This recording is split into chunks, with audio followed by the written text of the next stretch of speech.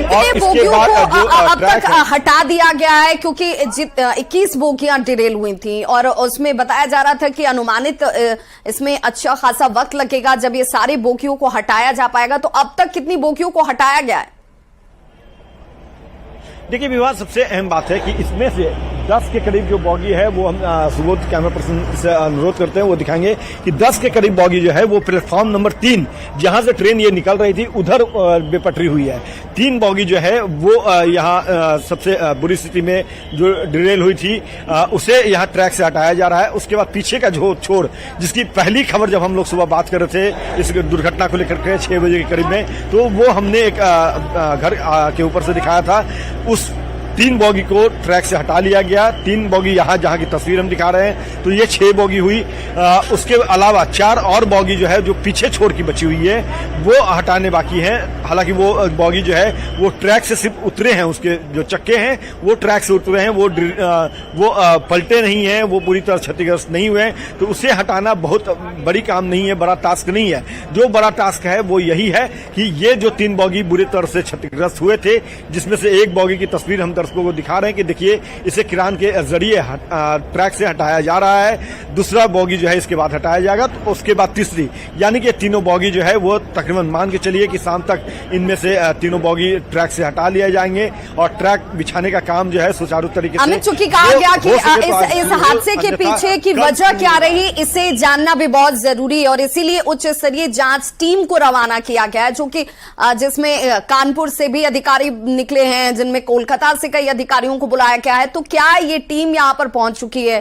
किस तरह के इनपुट्स यहां से लिए जा रहे हैं जिससे पता चल सके कि आखिर क्या हुआ था उस वक्त जब ये ट्रेन डिरेल हो गई?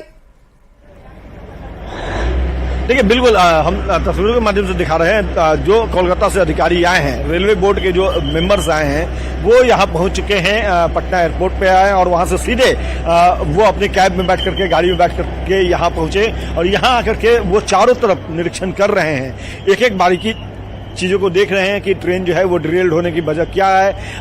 हालांकि फौरी तौर पे जो खबर हम दर्शकों तक पहुंचाए थे, जो हमारे रेलवे के आधिकारिक सूत्र हैं जिन्होंने मुझे जो जानकारी दी थी कि ये कर्व था यहाँ पे प्लेटफॉर्म नंबर 1-2 से अगर ये ट्रेन निकली होती तो शायद ये ट्रेन डिरेल नहीं होती, क्योंकि ये ट्रेन जब यहाँ पहुंच रही थी रघुनाथपुर, बक्सर से चलकर रघुनाथपुर को क्रॉस करना था इसे, तो 2 किलोमीटर पहले ही ट्रेन के जो चक्के हैं वो उसमें घर्षण की आवाज आने लगे और उसके बाद चूंकि ये जगह जो है, जो पॉइंट जो है, आप खुद समझ सकती हैं कि ये इस तरीके से, देखिए हम अपने हाथों के इशारे से बता रहे हैं कि ये बक्सर का इलाका रेलवे स्टेशन का था, उधर से ये ट्रेन आ रही थी और उसके बाद यहाँ से उसे कर्व होना था, तो वो कर्व हुआ प्लेटफॉर्म नंबर 3 की तरफ और इसी कारण से जब ट्रेन यहाँ कर्व हुई और जो चक्का घर्षण कर रहा था, कहीं न कहीं कुछ तकनीकी खामियां थी जिसको संतुलित करने का कोशिश लगातार पायलट जो है वो कर रहे थे, लेकिन वो शायद संतुलित नहीं हो पाई।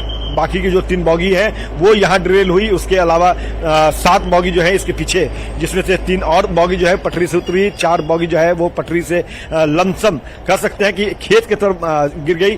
तो कुल मिलाकर के 10 बॉगी जो है वो डिरेल हुए। 3 की स्थिति काफी बुरी रही और उन बोगियों को ट्रैक से हटाने का काम जो है वो किया जा रहा है। क्या लोको पायलट को लेकर कोई जानकारी सामने आ पा रही है अमित? क्योंकि कहा जा रहा था कि लोको पायलट जो है वो बहुत ज्यादा गंभीर नहीं है और वस्तु स्थिति को लेकर के उसके बयान बहुत महत्वपूर्ण हो जाते हैं, अधिकारी उससे भी बातचीत करने के लिए पहुंचे होंगे, तो क्या कोई उसे लेकर जानकारी सामने आ रही है?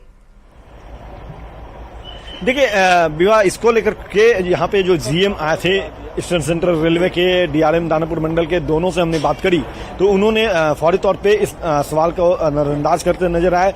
जहां तक बात है तो इस सवाल को हमने सीपीआरओ से भी खंगाला, उनसे भी हमने पूछा, वीरेंद्र कुमार से, कि जो लोको पायलट इस ट्रेन को लेकर के मूव कर रहे थे वो कहाँ है, उनकी स्थिति क्या है, तो इस पर उन्होंने भी चुप्पी साध ली। तो कह सकते हैं कि उनसे रेलवे अपने स्तर से पूछताछ करेगी और यही वजह है कि जैसे ही घटना हुई वो यहाँ से कहाँ गए किसी को पता नहीं चला।